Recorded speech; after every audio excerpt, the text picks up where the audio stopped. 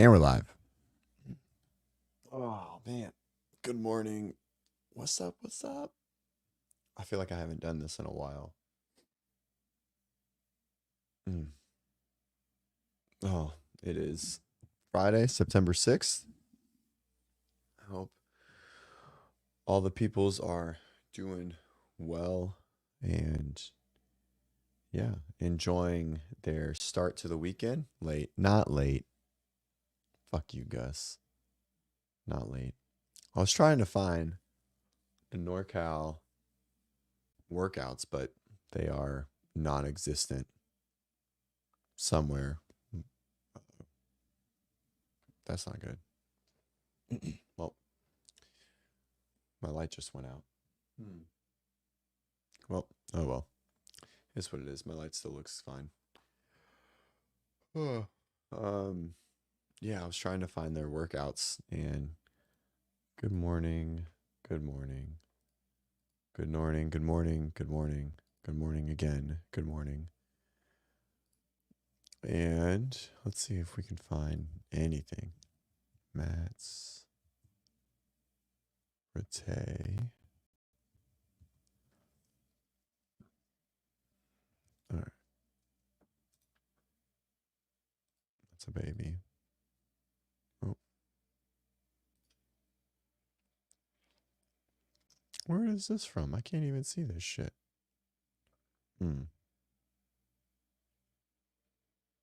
Well, yeah, I don't know. That didn't help. I was trying to find. This is what John told me to look at.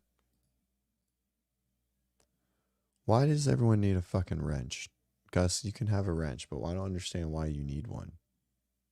Why? This is what John told me to look at. This doesn't show me shit. What is this? Why? I don't even understand. Handstand walk, backwards handstand walk.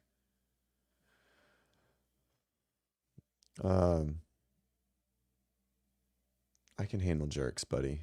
I know. Thank you though.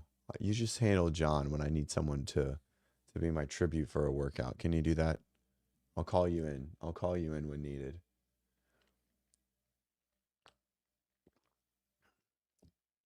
You know, sometimes coffee is really good in the mornings and sometimes it's shit. And I always think about, I think he's going to win that event. I mean, he used to walk. I feel like there was like a guy back in the day that would, whoa, whoops. This is very strange. There we go. All right. That would handstand walk backward. But yeah, I think Matt's going to win it back in the day. That's what he did at Grid. So, all right, let's get out of there. Oh, we'll get to that eventually. We're going to stop sharing. Okay. Yeah, that's what he did at Grid, and he's fast. He was really strong, too. He used to clean a jerk. He used to go win the Wadapalooza liftoff, like, the, I don't know, whatever score they had, like total weight or like compared to body weight. He would always win that. Yeah, I don't know. I don't know if John smoked some dope. Did John smoke some dope? That was wasn't very helpful, was it?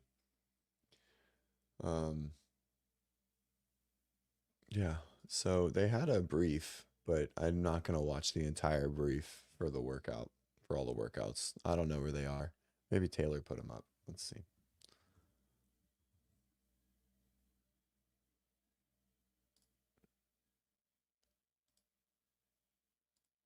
No, nothing on Taylor's. Anything on who else is there? Colton.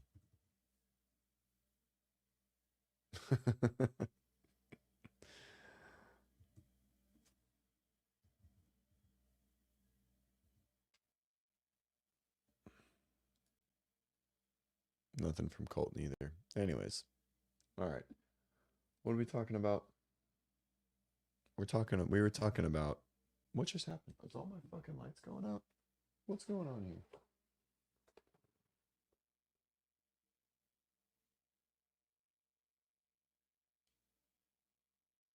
Jesus Christ. What's going on? All right.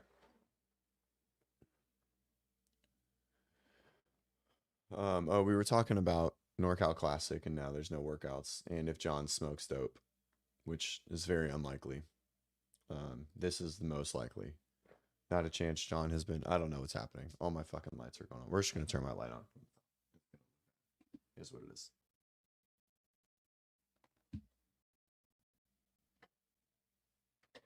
Jesus Christ.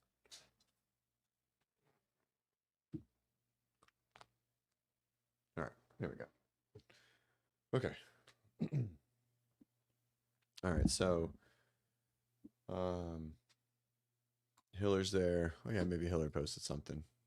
I assume he's pretty pissed that all the fun stuff is coming out. The fun stuff, or the stuff with Luca and now Dave, which we will talk about. And now it's cold. This morning's not going very well.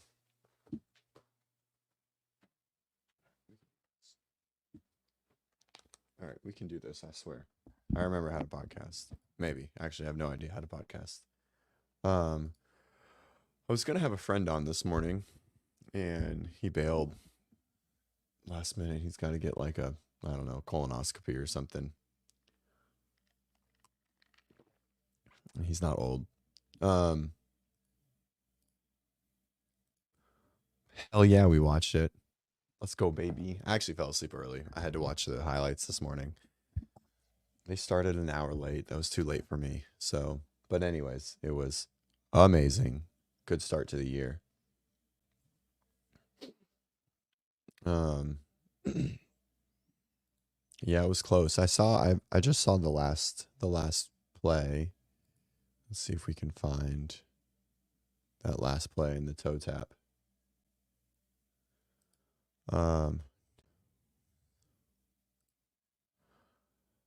Yes, he's getting an enema, not a colonoscopy, an enema.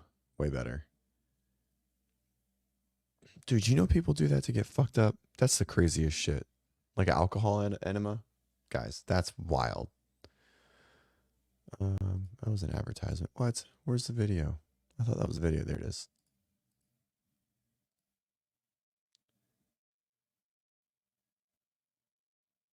All right.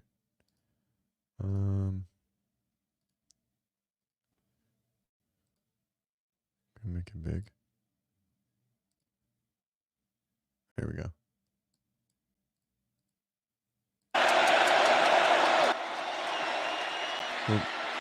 Lamar doing Lamar things. Oh, it was so close. Looks good. Oh, looks even good from there. And then they spin it around. What a catch. That was so close. So, makes me so sad. Anyways, I did pick the Chiefs in my Pick'em league, so it doesn't really matter. 20 years ago, I bet that review doesn't. Oh yeah, 100%. And then we're in overtime for sure. Wasn't there like a controversial play like right before that, or did Lamar like fuck up a open man?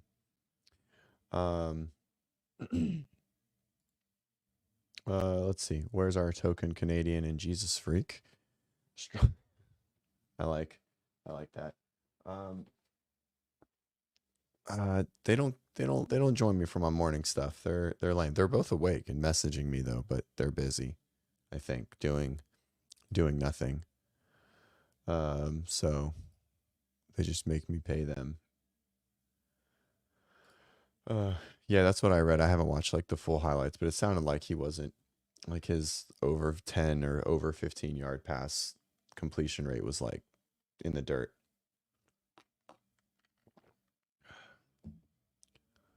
Whoa. All right.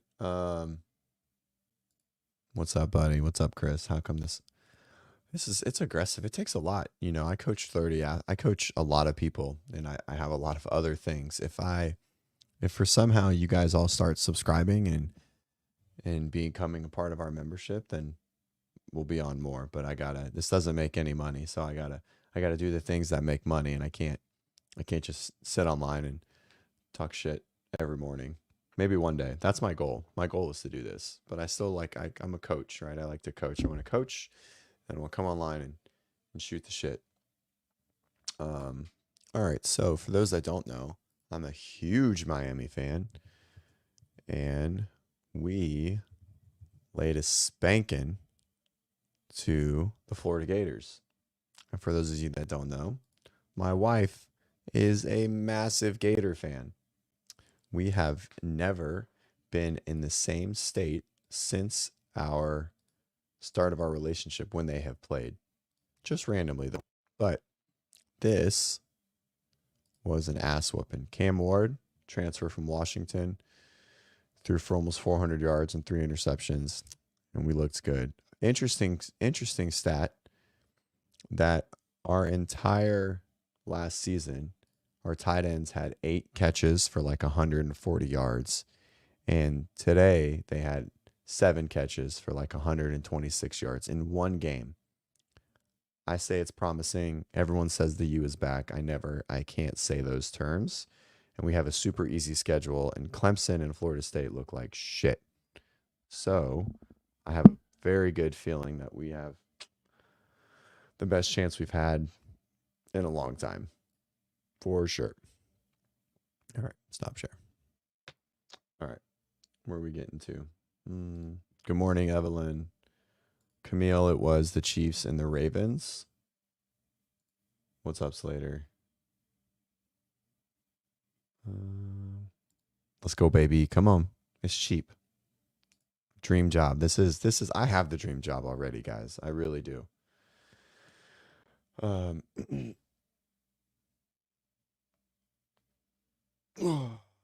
have the dream job. I really do. I get to do whatever I want. My boss is in the woods hunting elk, and I get to kind of do what I want. It's nice. It's really great. I get to go coach masters at the CrossFit games. It's good. Dude, get up and talk. I mean, I get up and talk shit every morning anyways. It's just, do I do it live for the entire world to hear? And or do I do it behind closed doors? Yeah, they did go away from Derek early, but it just seemed like, I don't know, man. He's almost like hot and cold. It's weird, right? Like you just got to set up the system to get him a little bit of space, right? Like if he can just get some speed going, right? Then his like yards after contact are good, but if not, then he's just a big boulder in the middle, right? And it's hard for him to break through the line if he's getting touched in the backfield.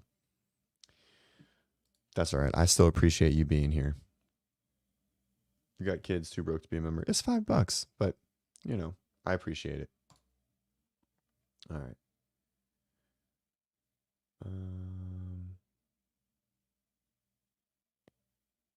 All right. Henry doesn't have the drive that he wants to. I mean, if they can find the right scheme, so Henry doesn't have the drive he wants to. I don't think he's going to be the menace that he has been. I think he has a chance to be, right? They just got to find the right scheme. So, but they're always going to run a spy on the team anyways. So, but I mean, I think some option work would be pretty good for this situation. Kevin.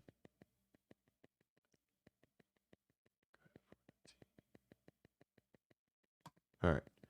Kevin Doyle, CJ, if you're answering injury, I'm always answering injury questions. That's what I do.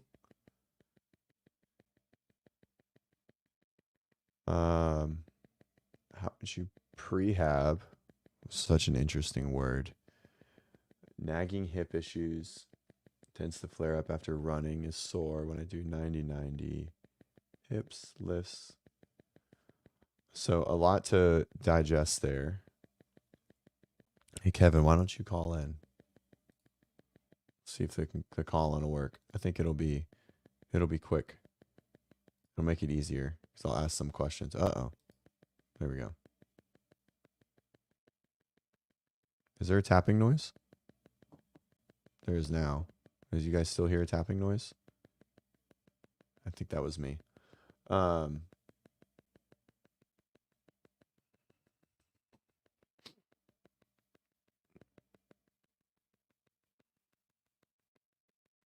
right.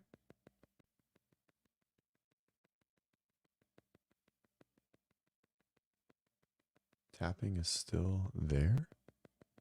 Oh, there is something tapping somewhere.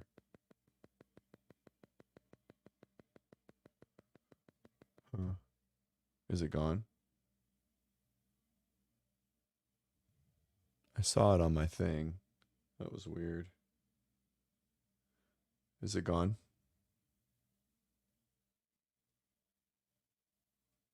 Oh, that was weird. I saw it coming from my phone. That's so strange. Well, maybe a call in isn't the best thing. Huh. Very weird. I don't know what that is.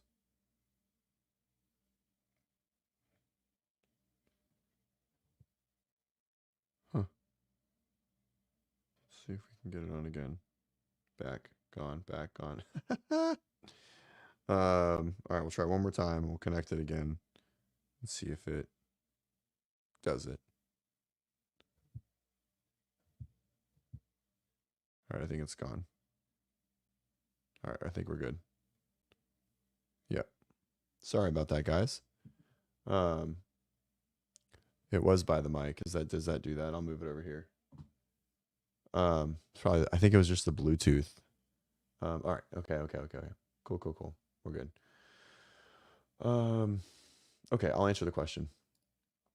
I don't like the term prehab, right? Like if we're just getting sore when we do certain things, right? It just means we don't tolerate those aspects well. I also don't like to make the concept of like, or really just kind of agree with the concept that you have weak glutes and hamstrings. That's such a bullshit thing to say. And some PT told you that at some point, right? Like it just doesn't make a lot of sense. Um, and so prehab is also just strength training, right? And like increasing our tolerance to life, right? I don't, it doesn't make any sense. Okay. So, um, uh, Kevin, where does your hip hurt when you run and do these things? Is it like anterior, like hip flexors, or is it lateral? Let me know, and then we'll kind of go from there. Um, but this is like, guys, this is what PTs tell you to fearmonger you into thinking that you need more care from them when you don't, right? So, it's just I don't know. It's like a scapegoat, right? Oh, you have weak glutes and hamstrings. What the fuck does that mean? My grandma has weak glutes and hamstrings and she's in a wheelchair, right? She's got weak glutes and hamstrings, but she doesn't have any hip pain, right? So, like, it doesn't make sense for anyone that's in our world to assume that they have issues because of something that's weak, right? Right now, you can have issues because that portion of your body might not function as well as we need it to do what we need it to do, right? But that's not weak, right? Weak is a very specific um like concept that none of us are experiencing, right? Not in this world, not in the cross. It's impossible for us to experience it in the CrossFit world.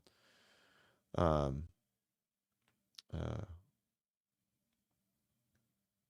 Phone not working from Ireland. All right. So did it come through? No, it didn't. That's all right. And so instead of weak is a relative term. So instead of weak, I like to think of it as um like, do we tolerate activity or do we not, right? So like glutes and hamstrings, right? So the strength of your glutes and hamstrings has nothing to do with how your back or hips or body tolerate activity, right? So um and so it doesn't matter, right? Like CrossFit said, CrossFit has a lot of broad knowledge. It's still trying to figure out who this person is. Are you in the rehab world?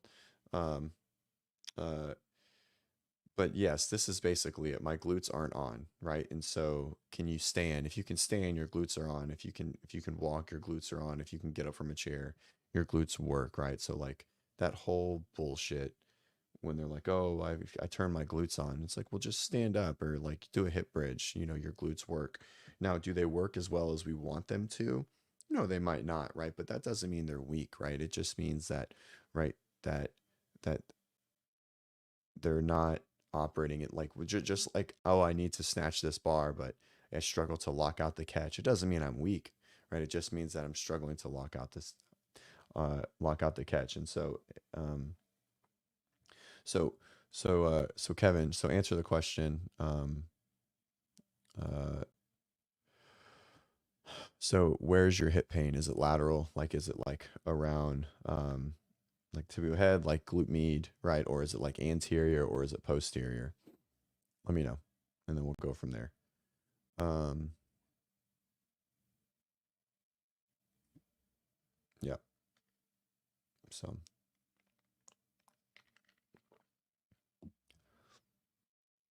I mean, because theoretically, Gus is probably the strongest one in here, and if we tested him out, we could find something that probably isn't as strong as another aspect of his body, but his weakest aspect could still be stronger.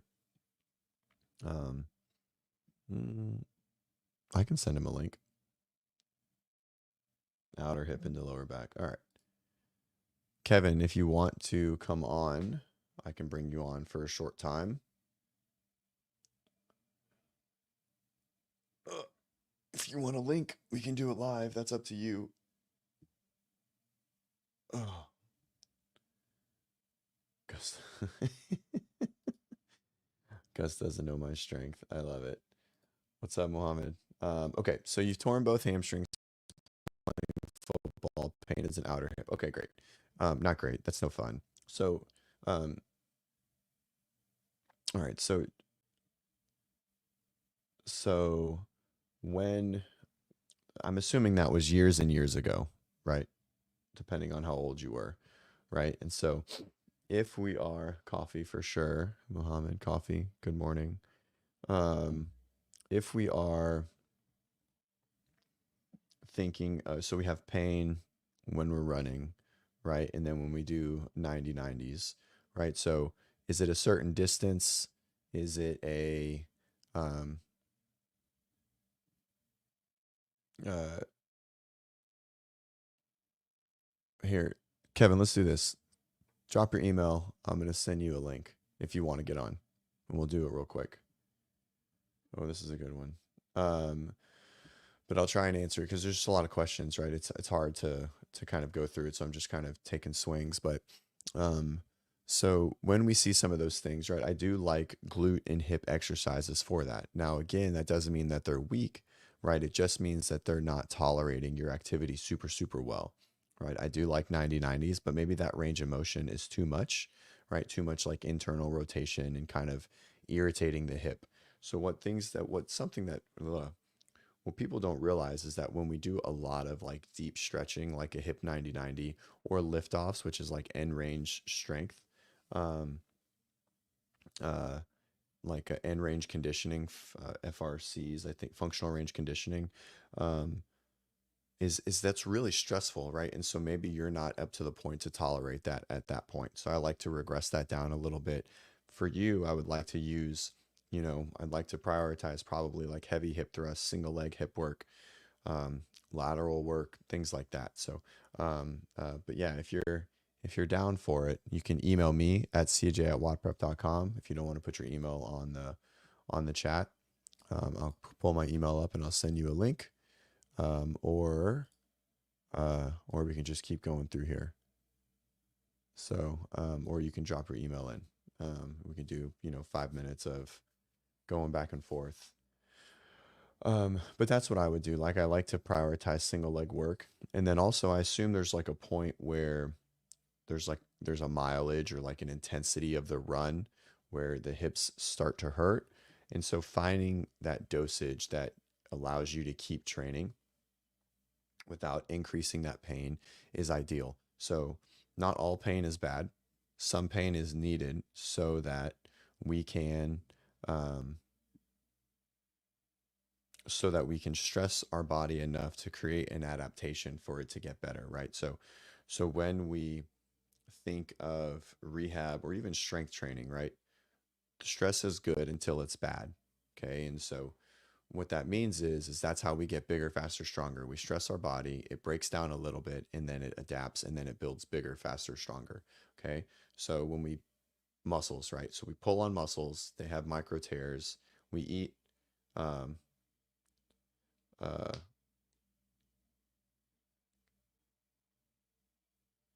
cool, drop it.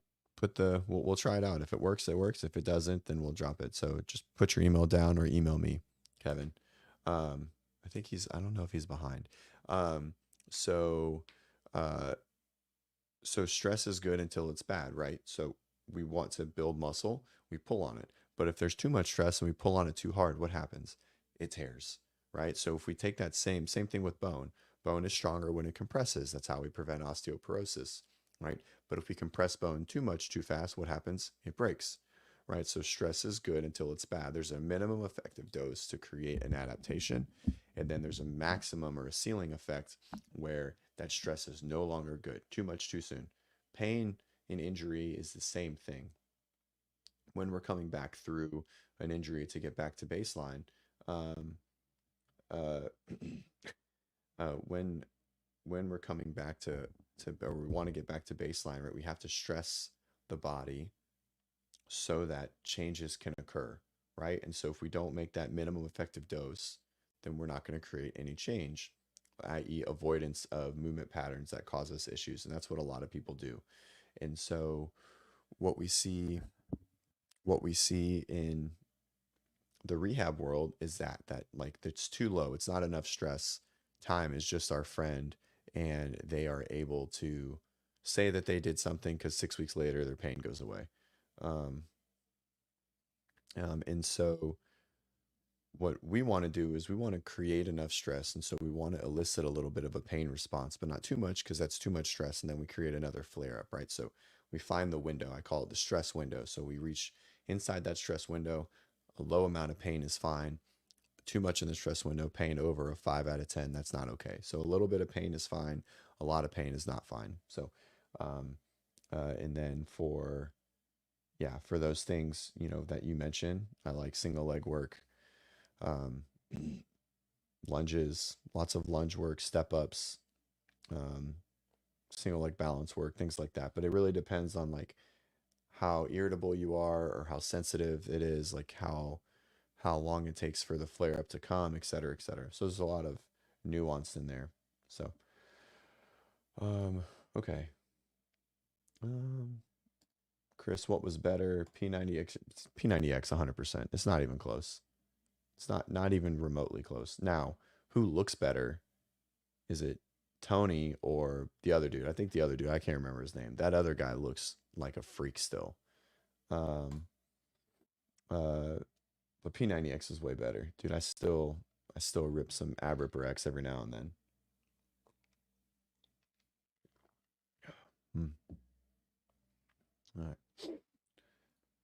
Yeah, a lot of people think this, right? So, hip thrusts and kickbacks, and I think those are fine. I like some hip thrusts. Um, but for the most part, it's your glutes work, right? Like they're just this like scapegoat for back pain. Oh, your hamstrings are tight. Dude, I can't fucking touch my toes and I have no back pain. I've never gone through bouts of back pain ever. Like not in my entire CrossFit career or training career, which is how old am I? 33? No, I'm 34. So we're going on like 17 years of consistent training.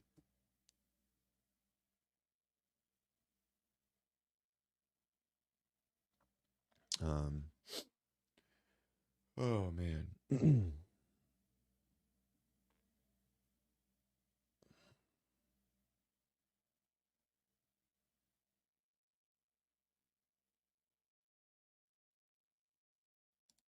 Neon, yeah.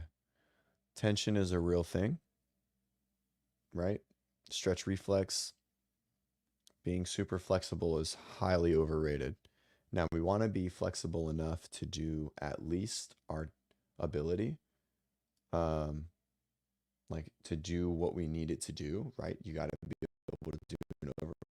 But if you can overhead squat, you probably don't need to do a lot of stretching ever. I think stretching is super overrated. If it feels good, you should do it, but you don't need to do it, right? Mobility work, all of that shit. K Star just fucking coined. No one did mobility work before Kelly Starrett, and athletes were fine for 100 years.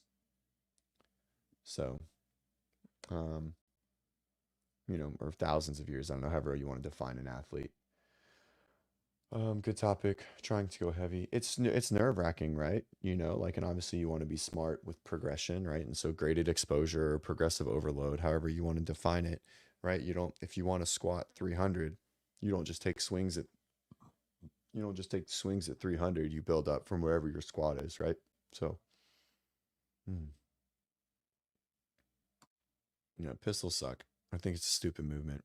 So there's just like there is, and this isn't, in my opinion, this isn't quite a flexibility thing. Like the ankle is a joint that moves, but it's pretty set, right? Like once it's not moving, like we can't really. I don't believe that we can really make a lot of range of motion adjustments. I've been doing this a long time, and when I started, my squat was I did like a powerlifting background, like a power bodybuilding background. So I did like a wide low bar squat. So when I came to CrossFit, front squats were a fucking nightmare. I couldn't front rack to save my life. And I can now. I can do a narrow grip overhead squat, but my ankles haven't gotten any more flexible, right? My actual like dorsiflexion hasn't changed. What's happened is my hips have just really opened up over the years. And so I don't know. I feel like attacking an ankle range of motion is, I don't know, a lost cause personally. And pistols just suck. Um,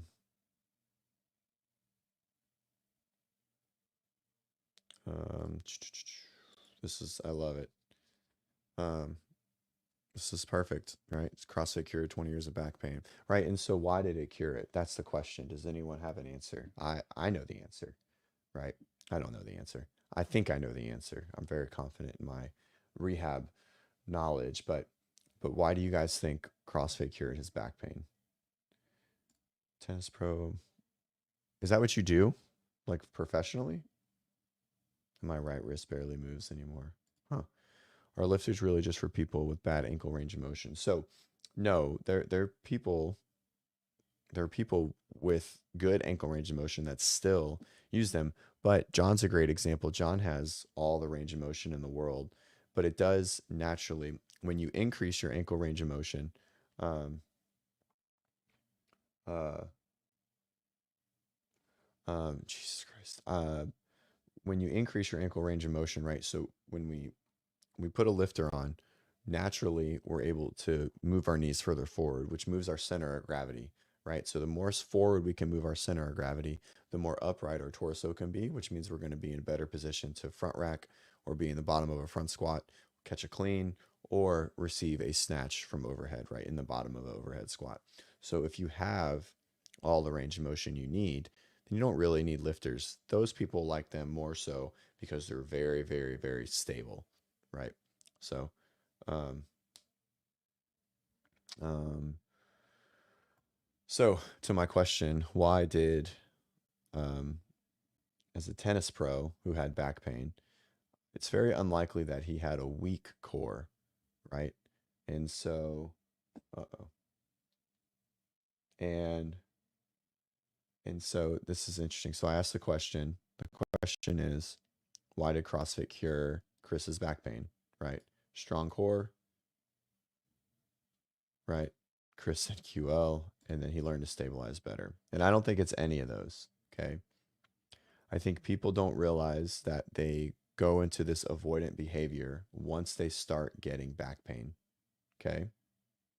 And so they avoid hinging, putting on their shoes hurts. And so every time they bend over, it hurts. Well, when you do CrossFit, you're forced to bend over every day in some capacity. And so we end up increasing our tolerance to hinging activities. Okay. I don't think it's a core thing, right? It's just a tolerance thing. Okay. Sure, he for sure got stronger and that doesn't hurt. But there are plenty of people much weaker than Chris that don't have back pain, right? So it's hard to say that have a much weaker core, right? And so that's a very reductionist view to think that an increased core strength or increased stability, right, is directly related. It probably helps, but it's a very small piece of the pie, right? And so it's more so of most likely the narrative that he's been telling himself for 20 years versus, hey, I started doing this stuff and my back didn't lose its mind. Maybe I can do it a little more. Okay, it lost its mind a little bit. let me back down and let me build it back up again. And so we just go back and forth and back and forth. And now he's able to do all these things, right?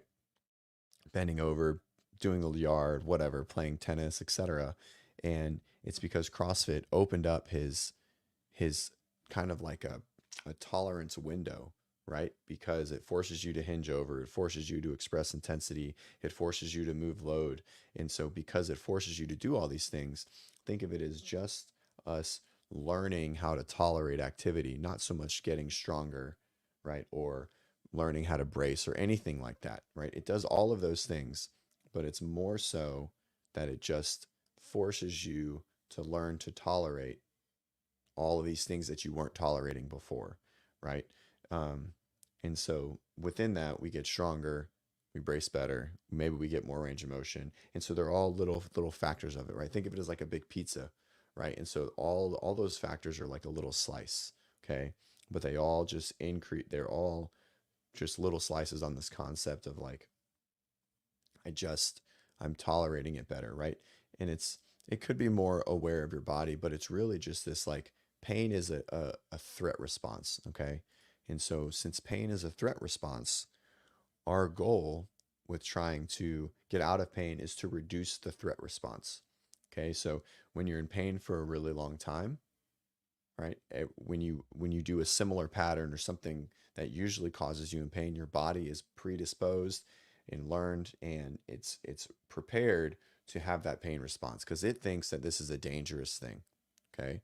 And so when we slowly dose it, or I call it graded exposure, when we expose it slowly, gradually over time, that threat response just reduces and reduces and reduces. Okay. And then it ends up going away, right? And that's what CrossFit did for Chris. Okay. There was a threat response to whatever movements, I'm assuming hinging, rotating, bending, and flexing, etc. Right. And so every time he did that, he would have back pain, um, chronic achiness, etc. And so with consistent exposure to those patterns, that threat response reduces more and more and more and more. Then eventually it'll go away. So that's how we get rid of back pain, because back pain is non-specific, right? We don't know why it happens, but it's a likelihood. Like I said, it's this pizza of like predictive processing, learned responses, what Google said, what your doctor said, what your shit PT said, right? Of your glutes and all the other things, right? Maybe a little bit of strength, right? Maybe a little bit of range of motion. But for the most part, it's these like psychosocial influences that you had an injury at some point that caused some pain, and it stuck around because we create this learned response of all all these movements are painful, and so every time we do them, the body is predisposed to have this overactive response, right? So we have to reduce the overactive response, and we do that by slowly exposing. Yep, microdosing threat responses, exactly. I like it. Drugs always work. Um, yep, and yeah, and then work within that stress window. CrossFit, what do you do for work? We're gonna figure out who you are.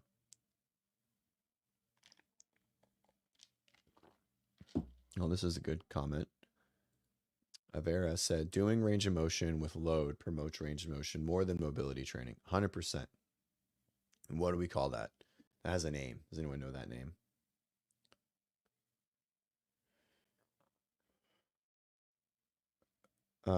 It's called mechanotransduction. Whoa, what a word, right? And all it means is that something under load will change faster than when it's not under load. That's literally all that means. Um, and so when we load a position, that position will improve much faster. So if we want to squat better, right, or overhead squat better, or whatever it is, right, find overhead squat variations that allow you to be in a good position and start there instead of taking a band and shoving it in your armpit and throwing your arm over your head, right? So, um, or like putting a band in your hip, just be in the bottom of a squat more often. The only good video Kelly Starrett ever made was his first video, a 10-minute or 5-minute squat test. That was it. No, I'm just kidding. He probably made a lot of good ones, but I don't really like the mobility world. I like being in positions, right? So if you want to get better overhead, kettlebell overhead every day, walks, double kettlebell. I'm so glad you brought this up. Um, uh, and yeah, so loaded positions will help improve positions faster than passive stretching. Um, do you believe a stress is a yeah? So really getting into the weeds now. So um, there's a concept called allostatic load. All right, and so what allostatic load means is that all the factors of your life represent the amount of load in your body, right? And this isn't just like training load, right? This is like how all stressors in life factor in, right? Sleep, family, work, school, car, um, et cetera, et cetera. And so when think of your body as a cup of water, all right? And so when that cup begins to fill, right? That's stress, right? Just all of your daily stresses, right? You didn't eat that well, your kids are screaming, whatever, right? And so the cup starts to fill. And so when the cup is full and it overflows, right? Pain will begin to come out, okay? And it will come out and be, um, it will be felt in where usually you feel pain, right? And it's not like that simple, but it's trying to kind of paint this picture of why stress is very important. And so to get it to go away, you do one of two things, right? You either reduce the water in the cup, right? Or you get a bigger cup, right? And so reducing the water is taking away the stressors, which is very hard for a lot of people. But what training does is it increases our cup, right? So when we train and we teach ourselves how to manage stress, we get a bigger cup, the same amount of stressors don't overflow, and then pain doesn't fall out, right? And so or start to drip out. And that's a very rough and probably shit way to explain it without getting into the weeds, but for the most part, that's what that stress concept is, right? So, and it's not just for back pain, right? It'll expose itself wherever you usually feel pain, right? The best predictor, the only predictor of injury, is prior injury, right? So like that's really the only good predictor. If you've been injured in a spot once, it is most likely that you will get injured in that spot again if it happens. Um, so, Chris, that's exactly what happened. I avoided all the things I needed to do, right? And so this is one thing. I'm glad you did it. I'm glad it works. But I think this is like the biggest joke ever, right? These are three rudimentary baseline exercises that just teach you to just brace. And I think that's dumb. I don't think it helped at all. I'm not a fan of the McGill 3. The McGill 3 is a fear mongering concept that Stu has basically convinced an entire world of people that these three we'll just call them level one exercises, are what will help back pain. Now, if you are in a point where you can't do anything and you are basically lying flat on the ground, I think they're a good starting point. But if you want to get up and move, you have to bend and you have to flex and you have to round your spine and you have to take big global movements. This whole brace your belly and move around a fixed spine, right? So, oh yeah, I have like a, hold on. Where is my,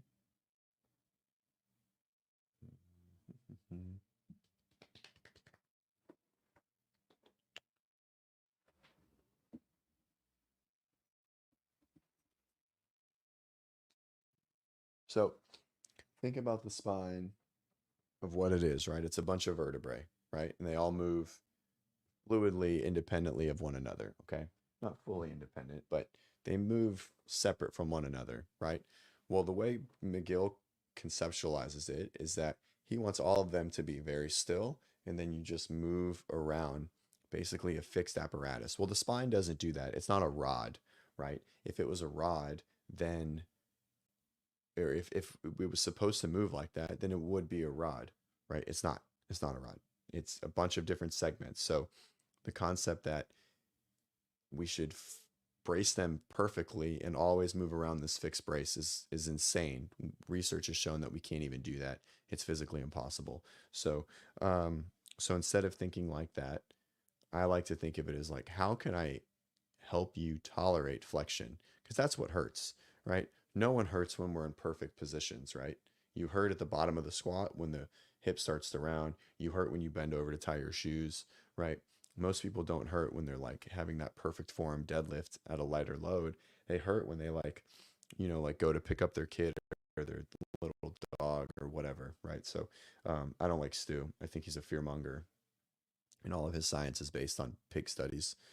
Um, okay. Um, Slater, CJ, forgot to thank you for taking my call, for helping me strategize for that comp. Let's go, baby. That's my guy. That's what I'm talking about. Congrats. Um, so, anyways, all right. I know you guys probably saw it, but I gotta pull it up. Y'all, who's covering CrossFit? This guy has tried to, like, all of a sudden become, I don't know, like Hiller, but behind a closed scene. Do we know who this is?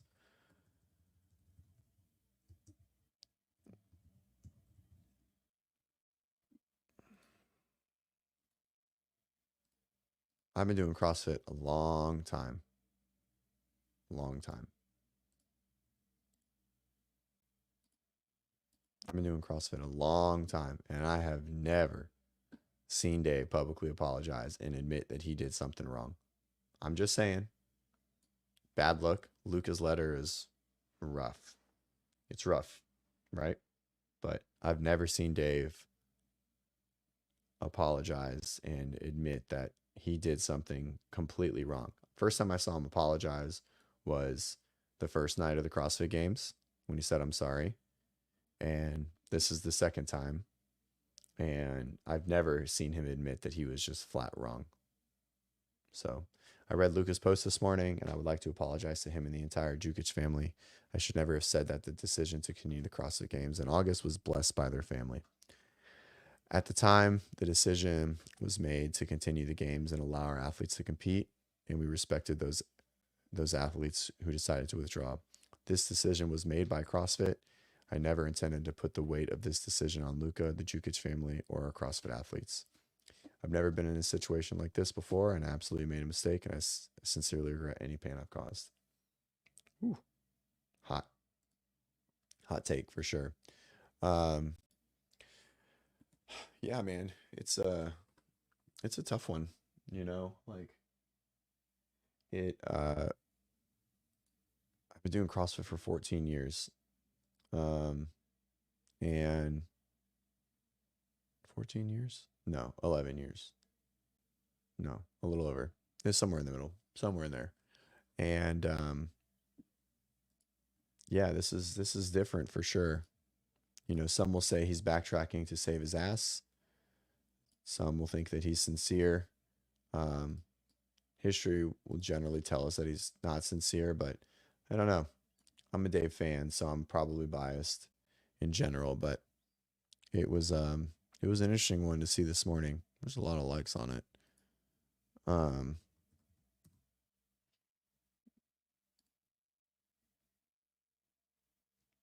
so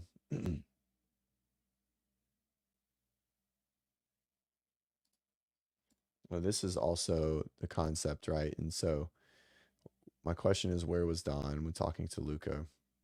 Unfortunately, I feel like HQ's for sure.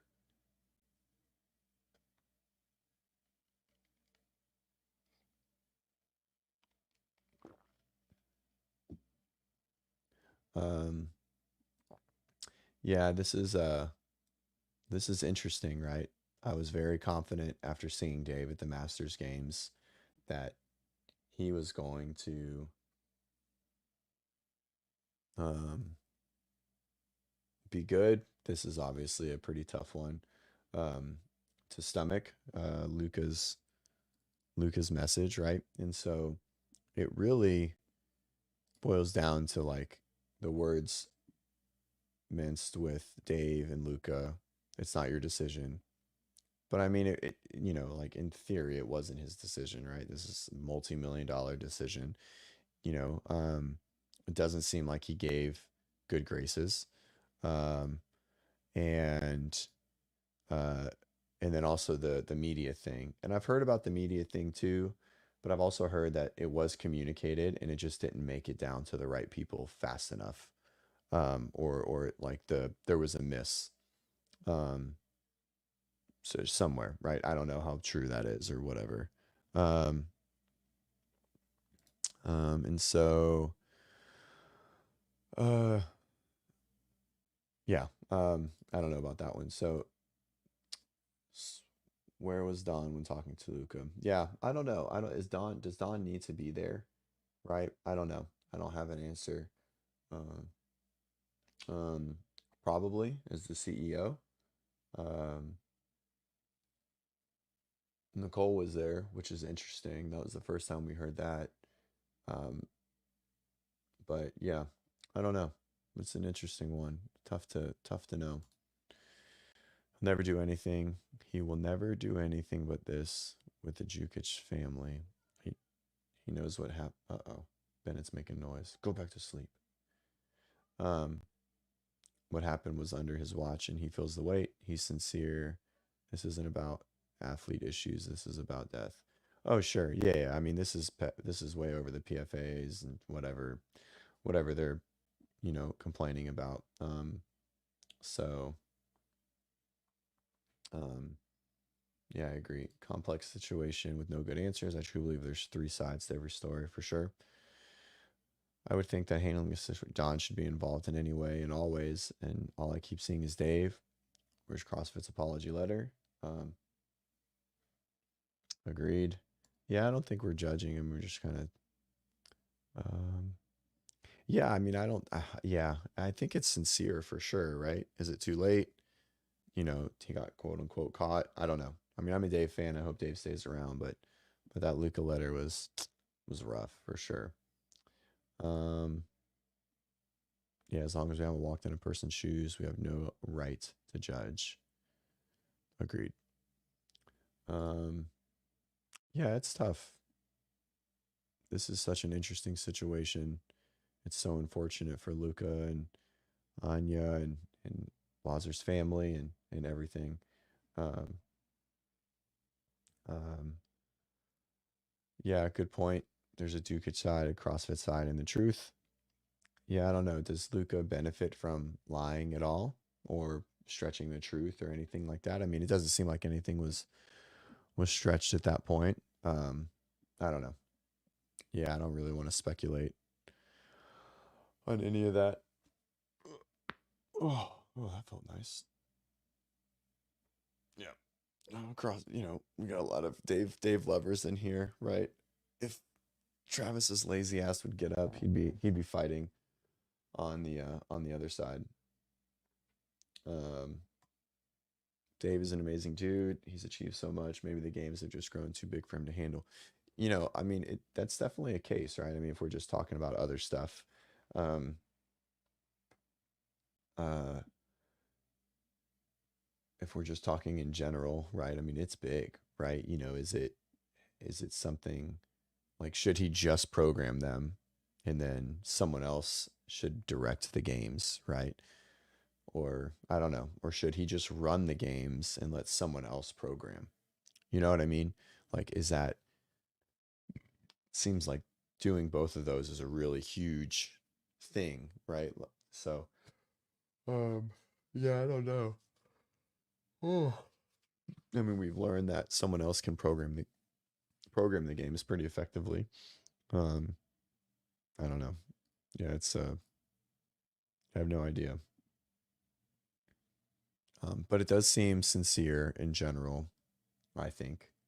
But I'm biased, so I won't even disagree with that. It does seem sincere, whether it's too late or people don't believe him or whatever it may be. This is the first time he's admitted just like flat out lying and doing something dishonest, so maybe this is a step in the right direction for him, PFA, the sport, etc. Who knows? Oh man.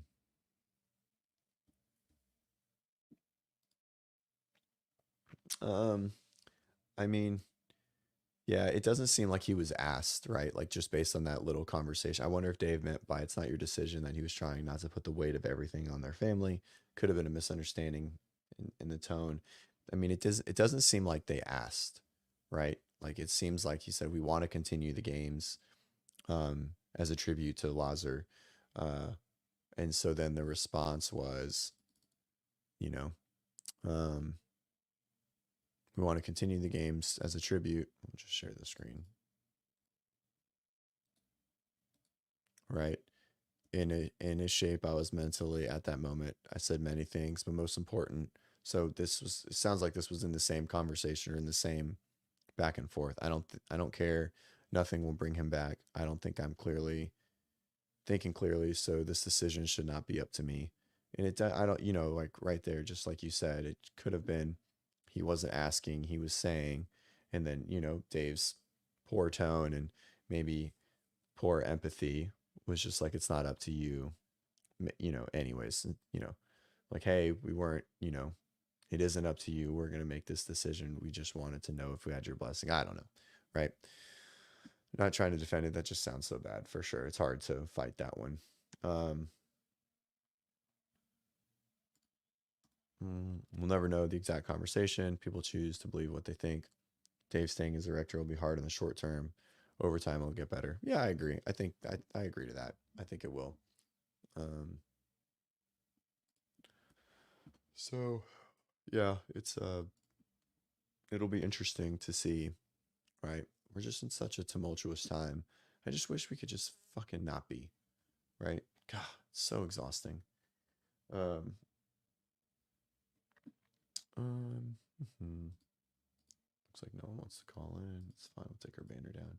Make sure you guys can see my coaching QR code. If you guys are looking for some coaching or interested and need some rehab, make sure to scan it. Give us a call, right? Oh, garbage truck is here. I did have someone send me or ask me a question about the Dave's letter, or the Luca letter. Um,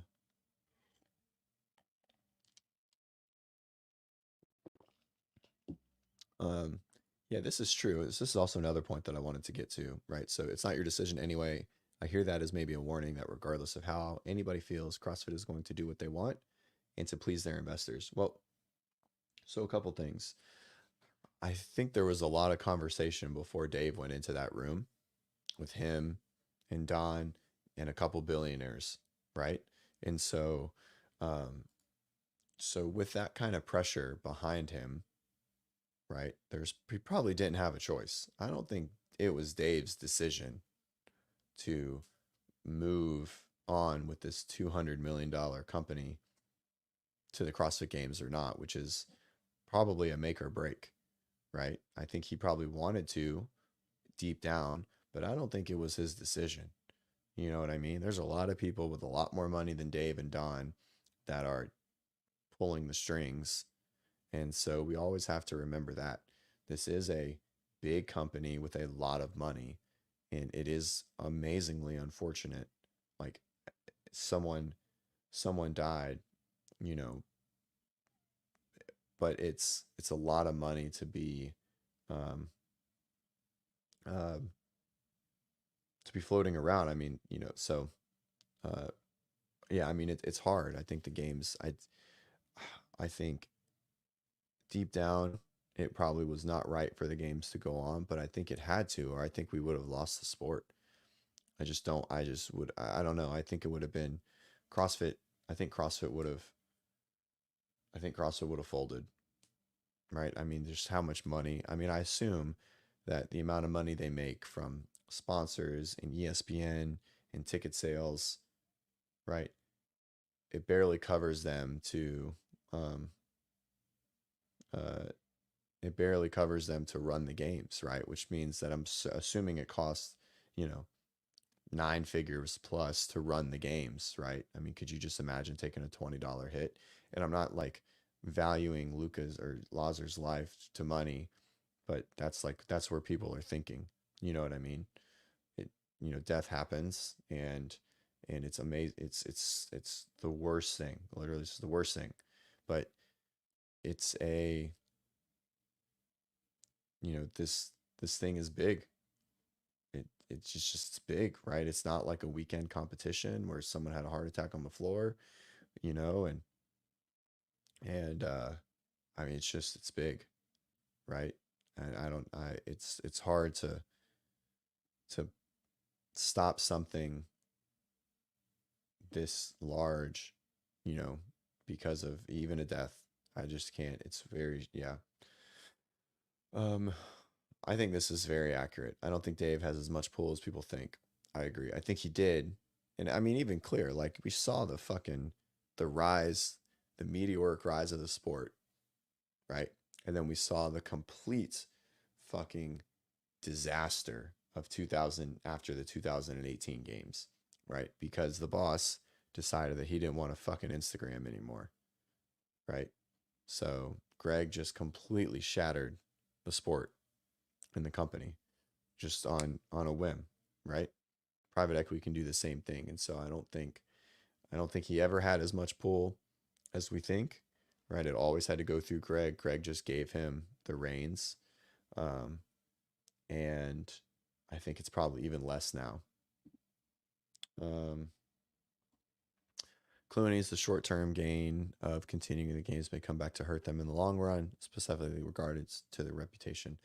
Maybe, but I don't think so because I think time heals all wounds, and so um, uh, I think time heals all wounds, and I think that coming back from ending the games initially might not have been something they could come back from, right? In the same manner. But I think, and as bad as I can say it, not pushing it off, but like holding the games and then trying to hold another games in a year. Um, so I think is way different, right? Like when the Open comes around in 5 months, people won't forget, but it'll be less fresh, right? And they'll keep going. But if you cancel the games, I think it's really, really hard. Um, to come back from that. I don't think they would be able to personally. Um, yeah, I don't think Luke is upset with any of the athletes. He's mad at Dave. Sure. I don't think that's a question, which stinks, right? I mean, like I think that gives like the PFA more bargaining power. Um, I think he literally programs, and they say he runs the games because that's how it's always looked. I think he's no, I know he's in charge of more than that, right? Like he's in charge of the flow, um, like deciding where it is. I mean, because he was director of the games, right? Like even when he got hired back and Boz was programming, like he was director, so like he oversaw a lot of things. He took I can see him, tall, skinny guy. I can't think of his name. He took that position. That's his current technical position. I don't know what that means, but there was someone that was director of the games, and then there was Dave, right, who programmed them. And so now Dave has that position, director of the games. What's his name? Nick? No, I don't know. But anyways, yeah, someone fired Dave, right? I mean, Rosa fired Dave. Why ever he did, it is what it is. So he's not in charge. Um, all right. Sheesh.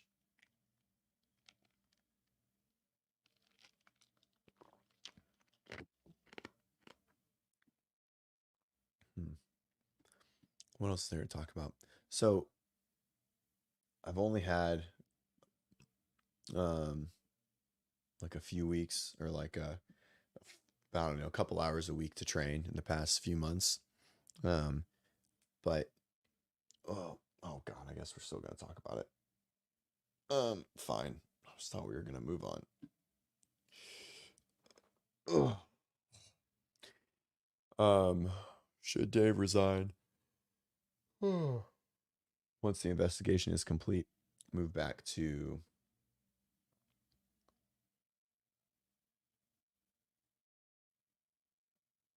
Um, O1 and O4 training teams only. Maybe. I mean, they would probably do better, right? If he's just like a squeaky wheel. Um, I mean, we know Boz did a great job, right? We know there's people in place that can run the game successfully. Um, so I think taking Dave out of CrossFit completely um, is probably not ideal. So, um, how do you feel about the idea of giving PFA what they want, but a stipulation being is if you're a member? Um, yeah, I mean, I don't think we're there yet, right? Because now the problem is, so so to for the PFA to have the influence they need, right? They want this independent safety council. And the problem with that is there's not enough information in the CrossFit world yet for people to um um for people to know. And so Clooney's, this is a great question. Is there a sport you can think of that has suffered from an athletes union? Um I don't have an answer for that, but I do have this. So because our sport is unknown every year, that means that whoever is in charge can't be associated with a camp. And that means they can't have done CrossFit. They can't be selling programming. They can't be coaching. They can't be doing anything.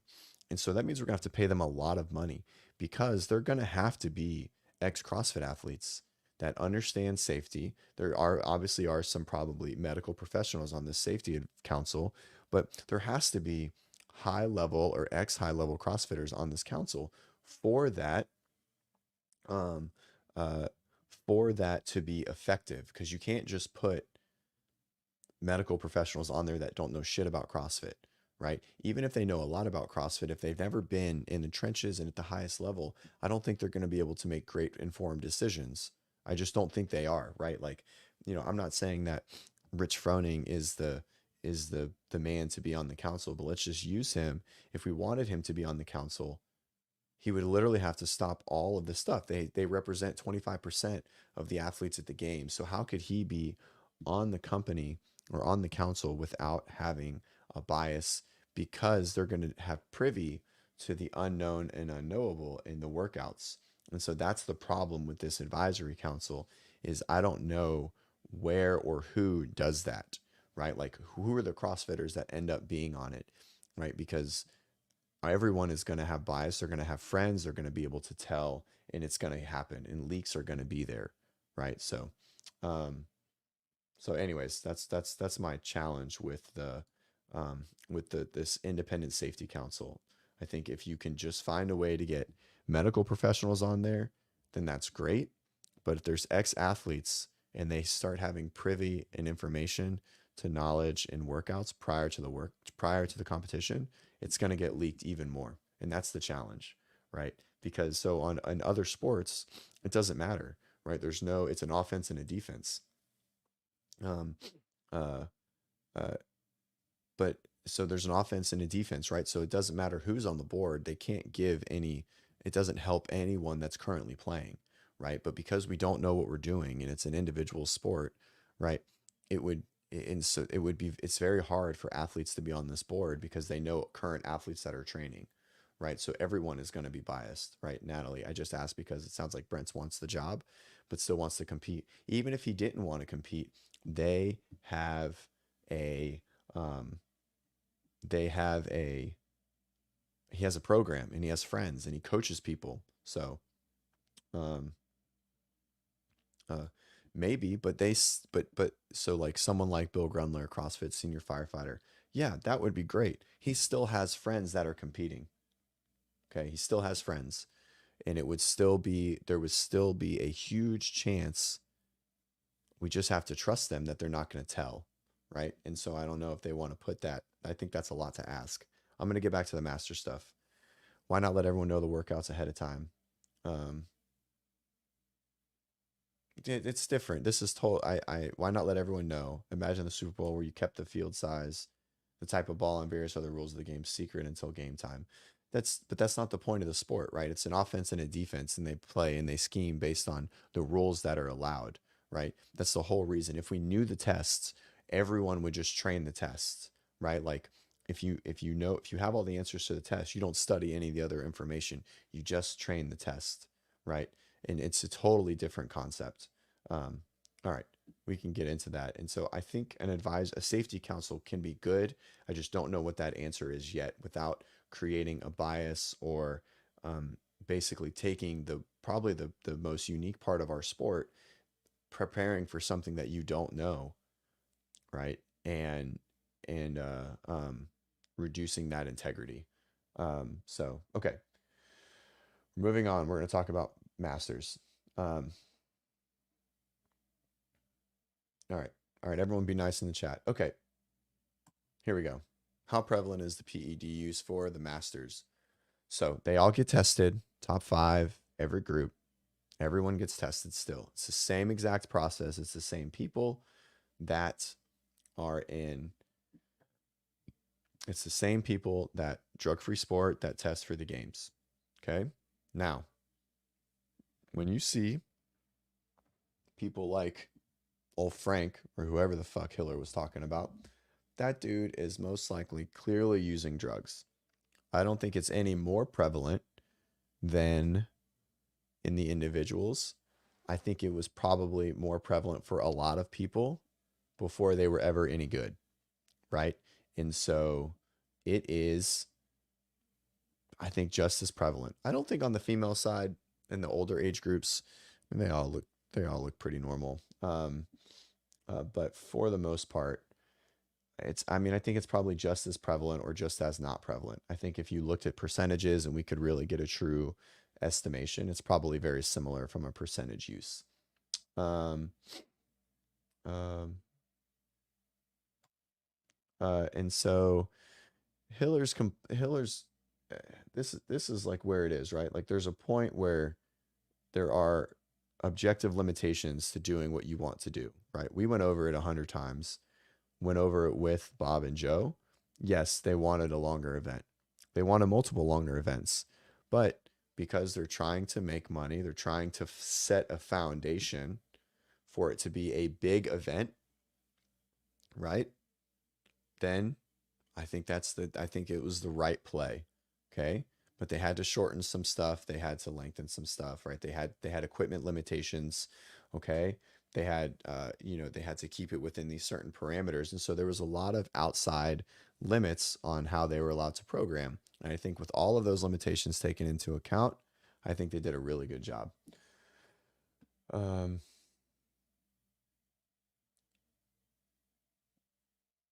My guy, you're welcome. Chris, how many of this is really unknown? It's not, but it is, right? Like if you knew exactly 18, 15, and whatever it was, 20, I don't know, 42, 20, whatever that workout was, if you knew that exact workout and you could prepare for it more than just that morning, it would make it a, so anyways,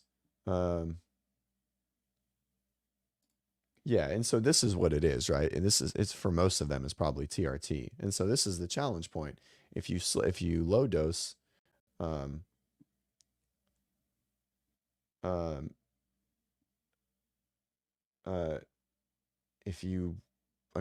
this is basically what all the NFL does, right? And so they basically take enough TRT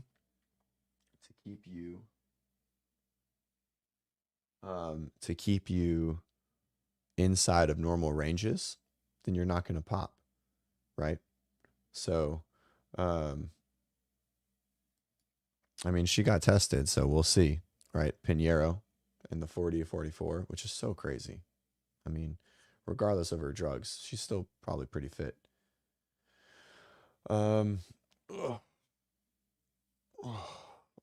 So yeah, this is like if you could keep your test at 900 or 950 or within at the top end of normal limits all the time, you're going to be better than the guy or girl that's dropping into the 2s and 300s from stress, right? We understand that. So that's probably what a lot of people do. And then obviously you have people like, I don't know, the guy that Hiller talked about. Let's look at him. He was fucking huge. I never saw him in the back, but But he was a big boy. Big boy. Where's Hiller's video? It's on YouTube.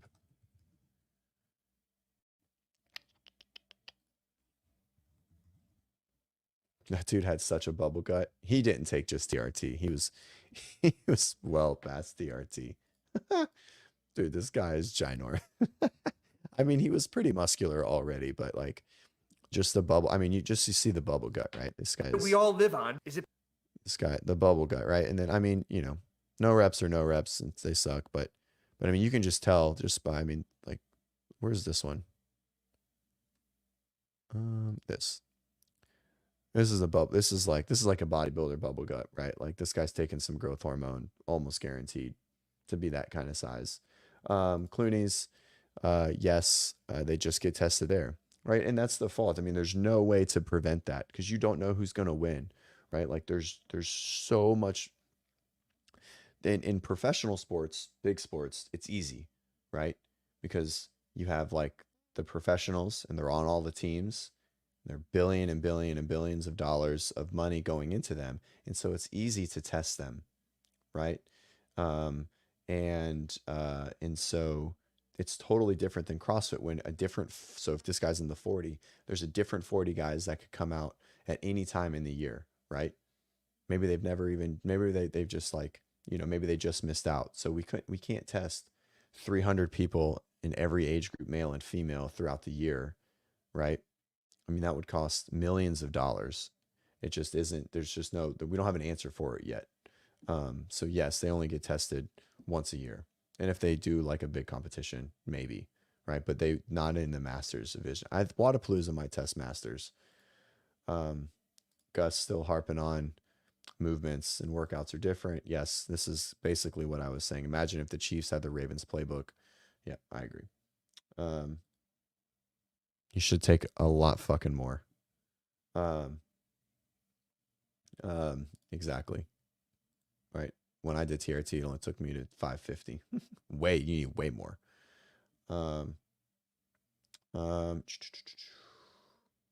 He lost all his hair. He did lose all his hair. It looks like his hairline kind of went away. Conspicuous, I think not. Pinheiro most likely benefited from getting off gear long enough to not test positive now, but her fitness seems legit as, yeah, I mean, she's fit. No one's questioning she's fit. She made it to the CrossFit Games, right? And didn't get last. So she's clearly fit. I think she made the cut, right? So, I mean, she's clearly fit, but you cannot test growth hormone. Well, I mean, you can't, but it's still there, right? Like it's more of the supporting drugs that you have to take to manage growth hormone, right? You can't just take growth, right? It doesn't really work like that. I'll post this. Awesome Bible study episodes with JY, Rosema, and Jenkins. Good job, buddy. Grant spent all his money on the one dosage of TO. It's exactly it. Oh, so we're going to start a new show just because I don't fucking, do enough of this. But me and the coaches in WODprep, not John and Travis, because they're not educated men. No, we're going to do a journey through the journals. So we're going to do a journal article a week. We'll post the article name. And if you like, kind of like a book club. So we'll read it and we'll go over it, analyze it every week. And so we'll do that at some point during the week moving forward. I'm excited for it. It'll be fun. Super boring for most, which is totally fine. But we really like it. I love going through the journal. And so, no, not Ben, just my coaches. No, that's not Ben's just Ben is in the woods hunting. But yeah, we'll go through just like we'll read the article before, make some notes and kind of synopsis it and talk about it, how maybe it, we'll kind of find our flow. Yeah, that's our goal, is to release them. So how do you guys think we should release them? Like we're just gonna name the title of the show and like maybe put the link in the description. I don't really know any other way to release them, and we could send them out like via our email list. But what we'll probably do is decide the article a week before and put the article linked Yeah, and then we'll just like do it leading up to it and stuff. All right. Cool, cool, cool. I'm excited for it. That's the nerdy stuff. I like nerdy stuff. I hate talking about drama. LinkedIn bio. All right. I got to convince them to let me use the Instagram for a journal article. It's hard. It's kind of hard, right? That's like, it's a really big page. But we'll figure it out. Uh-oh. Y'all, check what I just saw. That was sick. Hold on. Dude, sometimes SportsCenter posts some good stuff, but sometimes they post some shitty stuff. Whoops. But this one was sweet. Here we go. Watch this. Best fake punt you've ever seen. Watch this. Wham. Whoop. That was fucking wild. That was awesome. That was sick. Anyways. Okay. So we'll get it on Instagram. We'll do the journal articles. Yep. So the goal is to get you, like, we're going to do it like a book club. So we'll try and get it to you guys somehow so you can read beforehand. We'll for sure start with like article 1, whatever it was. I don't even remember what it was. And then we'll go from there. And we'll see how it goes. Yeah. Oh, anyone got plans for the weekend? I actually don't have a lot of plans, but I'm behind on work. The Masters games was exhausting. The way that my athletes laid out, it basically started at 8 a.m. and it just kind of went back and forth. Like Jen would go an hour later, Rose would go, and I have to go back and forth for 8 hours each day. Right? Oh, it was long. Probably just one. Probably just one article to start. We'll see how long they are. Maybe do 2. But probably just one, especially if we're going to try and like take it deep. I don't want them to be too long. Definitely not an hour and 22 minutes of article talk. So yeah. Coaching, Maggie, awesome. Got us work out, watch football. Yeah, pretty much. Let's go Fins. Hopefully the Dolphins look good this year. Who does fantasy football? Anyone? I was pretty stoked for my team. It kind of turned out well. We'll see how it goes. Yeah, I'm pumped for football. Who does Miami even play? I think we play like FAMU.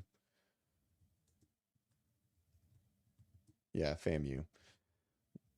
Not really a fly Eagles fly. That's right. Not a big team.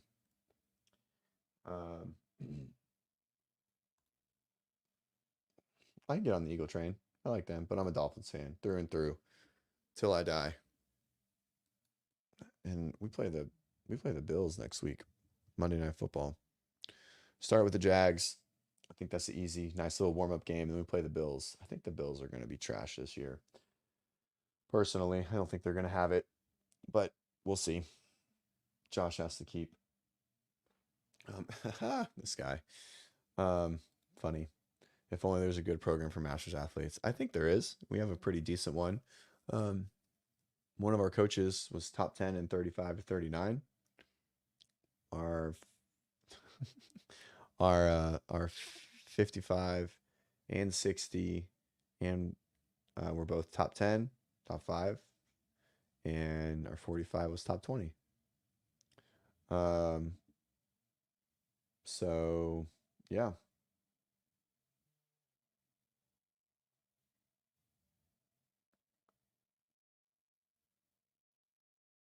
It's a pretty solid team. Pull up my team here.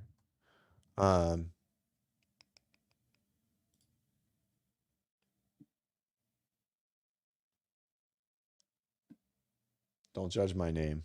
All right. This is still PG. It's not PG anymore. I'm sorry. Anyways, I was pretty proud of my name this year. Felt like it was very so Hawk2 on my Chubb. I felt like that one was pretty clever. I think I got a good team. Isn't it? Yeah, I was gonna say Barry. That's a fucking wild. That's a wild team. I mean, you're Your receivers are maybe a little weak, but for the most part. Um, yeah, I felt like as 10-team league, Taylor was my keeper in the sixth. So I think it worked out pretty well. I think we have a good chance to pull in Eckler and obviously Brock could overtake like my flex here, but I have a really good receiving core. Um, I disagree with this. We can do whatever we want. All right. I don't think uh names are lame. Like you can do names. You don't have to have the person on your team to have the name. So I disagree. Um, you don't know if he's booty because the Washington is booty, so they might have to utilize him a ton, right? So, and you're fucking wrong. You can have whatever name you want, to, irrelevant of who's on your team. Kevin, that's what I'm talking about. Boom, old journal articles. Excited for it. And yeah, this league specifically, two flex, no kicker, 100%. I hate fucking with a kicker more than anything. Um, the problem is Robinson. He probably is. I agree. But Eckler just catches balls, man. Like that's what he does to the face. No. But I mean, he just brings something that Brian doesn't. I know, like just that receiving back concept, right? Um, I mean, last year was his first, he got hurt. And I mean, the 2 years before that, he had like 42 touchdowns. That's a lot.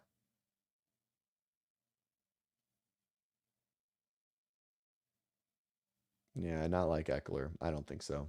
We'll have to agree to disagree. Um, all right. No, you can't. And you can. You can do whatever. But why would you write that? That's a terrible name, anyways. Names are irrelevant of team members. Because then I'm stuck to like, I'm going to dack you up. I don't know. That's lame.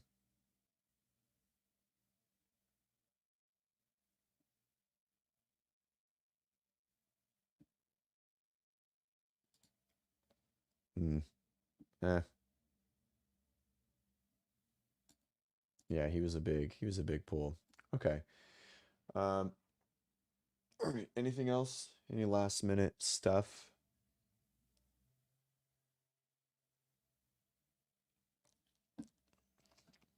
You didn't even spell it right. You didn't even spell it right. Irrelevant. You're grounded. You're silenced. Um, I was in another league with my brother-in-law, but that's going real south, so I had to get out. Uh, so only one league this year. I'm really sad. I wanted to be in another one, but I couldn't pull it off. That's all right. Now I don't have to like root against my own team. It's nice to be in one league because then you can truly just like root for your team, right? You don't have to like, oh, I'm playing against another guy in another league. That gets stressful. And you're like, oh, he's got to do just a little bit good, but not a lot good. I like one league. Um, Gus, you strike me as someone who would have uh like Sunday ticket. Is that true? Am I right? I know you have red zone for sure. Oh, I have to activate my red zone. But all right, so kind of finish up. Um, if you guys are struggling with sleep, Third Z is your way to go. A sleep supplement that is non-melatonin based. Okay. Um, and yeah, I take it every night. I've actually been getting some good sleep. I took it a ton during the Masters games where I was uh, sleeping like 5 hours, and I was able to, not even 5 hours as a stretch, 4 hours, where I was able to function and operate well. So Third Z, a great addition to your sleep. Scan the QR code. Just check it out. If you have any questions about it, let me know. Um, uh, if you guys are in the Denver area, we still have some team spots and individual spots available for the Coda Iron games. Um, It's awesome. You get a free shoe. Let's see if we can pull up the shoe. Let's see.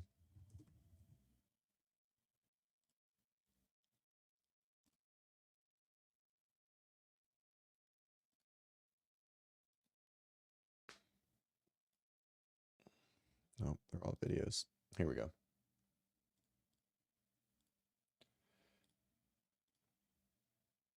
Yo, this colorway is sick. I always like me a good white shoe. White and gum, solid colorway. You get this shoe if you sign up. It's a $150 shoe. It's $185 to enter individually. It's basically 35 bucks to enter this competition, barring the shoe costs. So come on with it. Join us. Have a good time. Fly out. It's a nice time in Denver, Louisville area. We'd love to see you there. Um, if you're looking for any one-on-one help, just always email me. Um, no, absolutely not. Email me at cj@wodprep.com or scan the QR code. That'll take you to our page. You can learn a little bit more about it and what we do. If you're looking for programming, wodprep.com/train. We offer a compete program, masters individuals or masters, RX, 55 plus variations. And then finally, which is something that we don't talk a lot about, um, is our accessory programs. And so this is what we do primarily. Okay. So basically, WODprep is known for WODprep is known for our skill courses, right? Add them to your training to learn muscle ups or bar muscle ups or handstand walks, etc. Right? But what if you just want a little bit more of kind of a variation of stuff?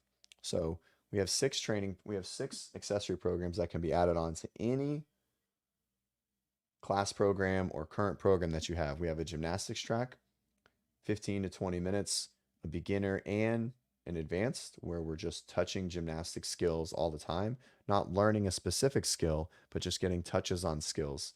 We have an engine program, self-explanatory. All of these are 3 days a week. We have a strength program, which is a powerlifting bias program, RPE based, squat, dead, bench, and some fashion variation, 8-week cycles. Weightlifting, same thing, just different weightlifting variations. And then we have a shred, and then we have a pump. So pump is just our bodybuilding, 30 minutes, arms, maybe some glutes, a little bit of quads, but these can be added on. And these things are $9 a pop. That's it. $9. Okay. It might even be less. Is it $9? I don't know. I think it might be less. Yep. Usual 9 $9 individually or 29 for all of them, right? Cheaper than most programs. And then you can just kind of pick and choose. You can hop in anytime, add them to any class program, right? And shred is our core workout program, right? So belly stuff, not core bracing and blah, blah, blah, just like ab ripper X, baby, P90X shit, core work. All right. So, you can join each track for $9 individually, right? It's 3 days of programming a week that can be added on to any program that you're doing, okay? Or if you want all of them and you want to bounce around, that's totally cool. 29 bucks a month. 6 programs, that's $5 a month for a program. That's insane. Just wanted to throw that in the chat, right? This is our bread and butter. This is what we do. No one else does this specifically, all right? And those that try to, they don't do it as well as we do. 100%. Cool. All right. Little man's making some noise. Thank you guys for hanging. That was a good episode. No one joined. So make sure you guys rail Travis and Nelson. They bailed on me. That's okay. I don't need them. Fuck them. I can manage this on my own. I hope you guys enjoyed the show. I hope you guys enjoyed chatting. I will be. Oh, is Duke in here? Oh, yeah. My man. Gus, you should just be on the show. Dude, come here. Come here. Oh, come here, big boy. Come here, big man. Come here. Come on. Come here. Come here. Come here. Hey, where you going? Come here. Come here. Come on. Dude. This side. Come here. Where'd you go? Over here. This way. This way. Come here. No. Sit. Thank you. Come on. Ugh. our big boy. There's our big boy. That's the big man. Hello. This is the best guy. All right. You say bye-bye? You shake? Shake. Shake. Oh, that's a good boy. Oh, man. You can always tell. You never know, like, someone's baby voice till they talk to a dog, and then you're like, oh, that's what they talk to all kids. Yeah, he's got it's like his bow tie, his white spot on his belly. It's like more on his chest. Thank you. This is how I talk to Bennett, by the way. All right. Okay, I'll see you later. Thank you. Yeah, Camille loves Duke. All right. All right. Adios, everyone. Have a good one. Thanks for joining. I'll see y'all Monday, bright and early, 6:30. Have a good weekend. Peace.